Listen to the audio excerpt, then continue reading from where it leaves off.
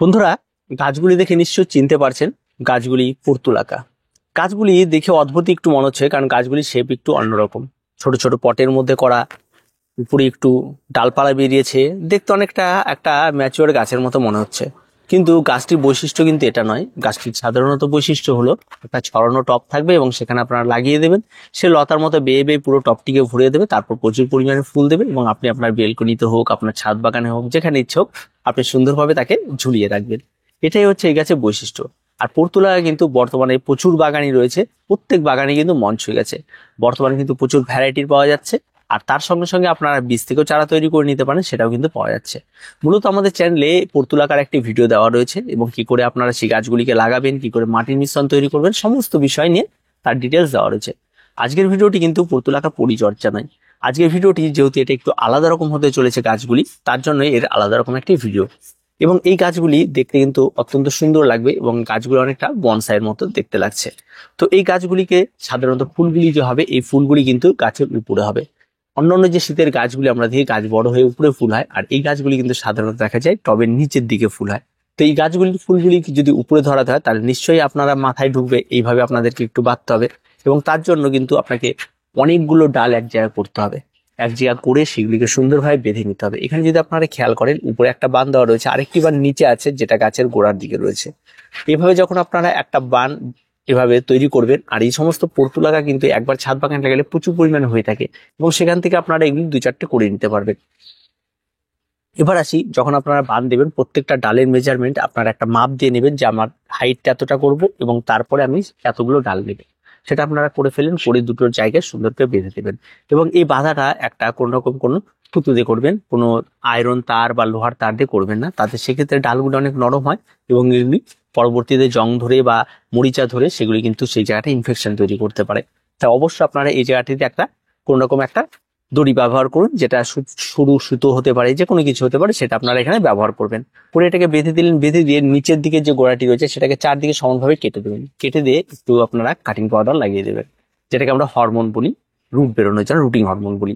সেই রুটিং হরমোন লাগিয়ে আপনারা এটাকে বসিয়ে দেবেন। প্রথম অবস্থায় আমি এখানে বসিয়েছি তার ছোট্ট টবের মধ্যে, যেটা 2 ইঞ্চি মাপের টব।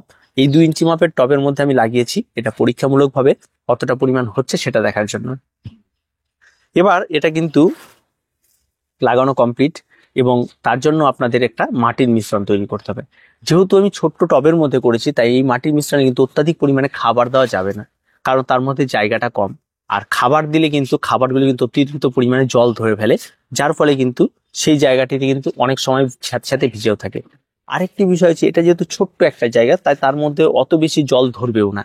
তার জন্য আমরা যে মাটি মিশ্রণটি নিয়েছি সেটা 70% মাটি, আর তার মধ্যে আমরা 30% ভার্মি কম্পোস্ট নিয়েছি।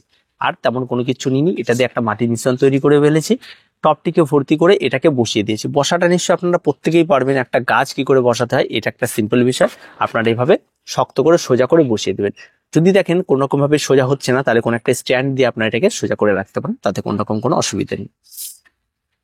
এবার সেটা তো কমপ্লিট হয়ে গেল এবং তা সোজা হয়ে গেল।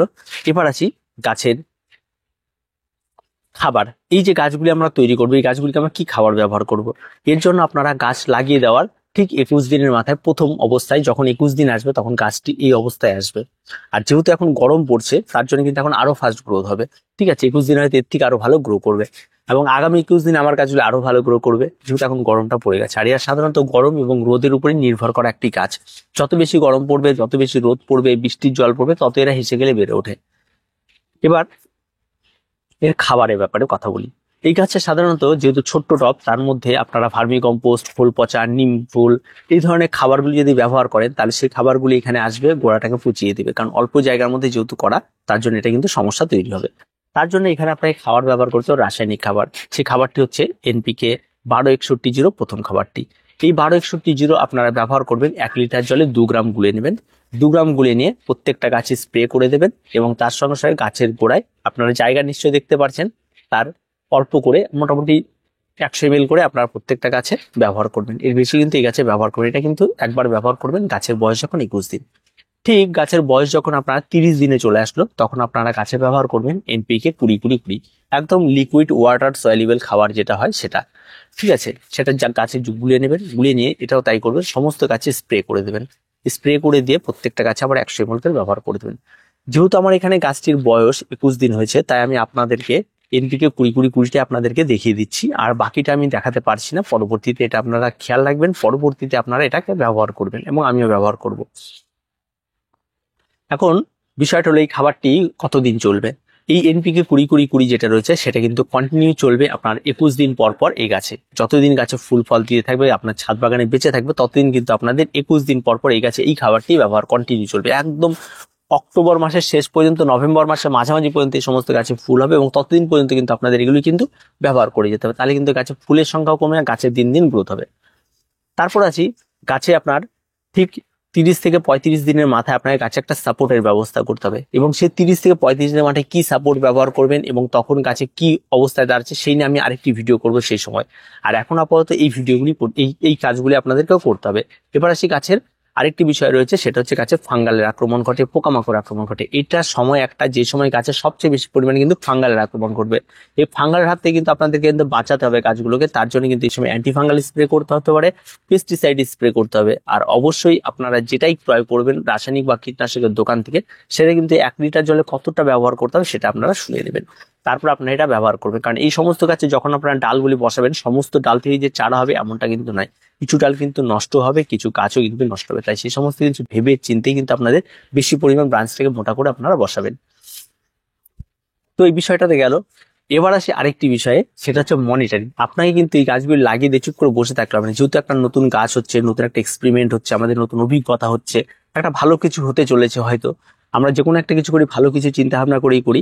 তার জন্য কিন্তু আপনাকে এই গাছটি করার আগে সবার আগে আপনাকে একটা মাইন্ড সেট করতে হবে যে আমি এই গাছটির এইরকম শেপ দেবো, এবং তারপরে সেটা আপনার মনের ভেতরে এঁকে তারপরে সেই গাছটিকে সেভাবে তার পরিচর্যা শুরু করতে হবে। ঠিক আছে। আর আমি মূলত আপনাদেরকে গাছের খাবার বলে দিতে পারি, গাছটি নষ্ট হবে না সেই সমস্ত টিপস বলে দিতে পারি, কিন্তু আপনার গাছের কি শেপ দেবেন সেটা আপনার উপর নির্ভর করছে।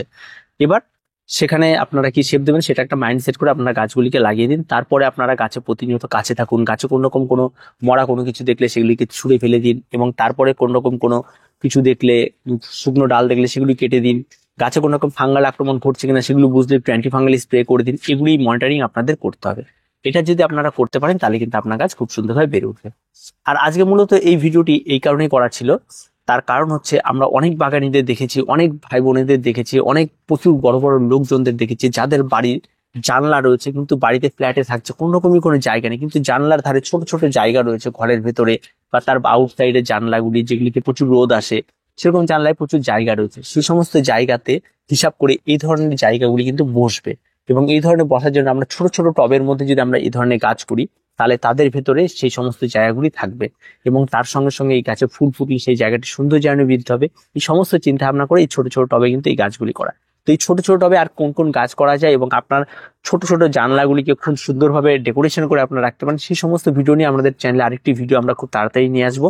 কারণ এখন এটা সময় চলছে, এই সময়ই কিন্তু এগুলি আমাদের করতে হবে, তাহলে কিন্তু আপনার অনেক সময় ধরে আপনার জানলাটাকে সুন্দর করে সাজিয়ে রাখতে পারবেন। বা ছোট ছোট টবের মাধ্যমে, ছোট টবে গাছ করলে মেনটেন্যান্স অনেক কম হয়, সেই গাছগুলিকে জল খুব সামান্য পরিমাণ দিতে হয়। ঠিক আছে, গাছটা রাখা খুব সহজ হয়, কমফর্ট হয়। যে কোনো একটা টেবিলের মাঝখানে আমি এটাকে বসিয়ে রাখতে পারি একটা প্লেটের মধ্যে, সেটা হতে পারে আমি একদিন একটা আমার ঘর ডেকোরেশনের জন্য একদিন এটাকে ব্যবহার করে ফেলতে পারি, আবার আমি রোদে রেখে দিলাম। এই সমস্ত অনেক কিছু করা যায় ছোট ছোট পটের মধ্যে গাছ থাকলে, যেটা বড় পটে থাকলে হয় না। তার জন্য এই ছোট ছোট পটে করা এবং আপনাদের এই আইডিয়াগুলি দেওয়া, এবং পরবর্তীতে আমি আপনাদের ডিটেলসে জানিয়ে দেবো ছোট টবে গাছ করা একটা কি বেনিফিট রয়েছে এবং সমস্ত বিষয় নিয়ে। তো আজকে মূলত পর্তুলাকার ভিডিওটি ছিল, আর আপনারা এইভাবে যারা করতে চান তারা এখন থেকে স্টার্ট করে দিন, কারণ কিন্তু সময় কিন্তু আর নেই। আর এখন থেকে করে খুব তাড়াতাড়ি এগুলো তৈরি হয়ে যাবে, আর পরবর্তী ভিডিও অপেক্ষা থাকুন, কারণ এই ভিডিওটা কিন্তু দেখতে হলে অনেকগুলি পার্টে আসবে। ঠিক আছে, ছোট ছোট পার্টে আমরা নিয়ে আসবো। আর প্রথম স্টেজ আমি এটা করে ফেলেছি, এবং আমি পরীক্ষামূলকভাবে এটাকে করছিলাম, তাতে যতটা যেটুকু সফল হয়েছে সেটুকু আপনাদের দেখিয়ে দিয়েছি, এবং যাতে আপনারা এখন থেকে স্টার্ট করে নিতে পারেন, এবং যেটা দেখা যাচ্ছে এটা সম্পূর্ণরূপে সফলই হবে, তাতে কোনো রকম ফেলিওরের কোনো ব্যাপার নেই। তো ভিডিওটি আজকে এ পর্যন্তই। ভিডিওটি ভালো লাগলে অবশ্যই লাইক, শেয়ার এবং কমেন্ট করুন।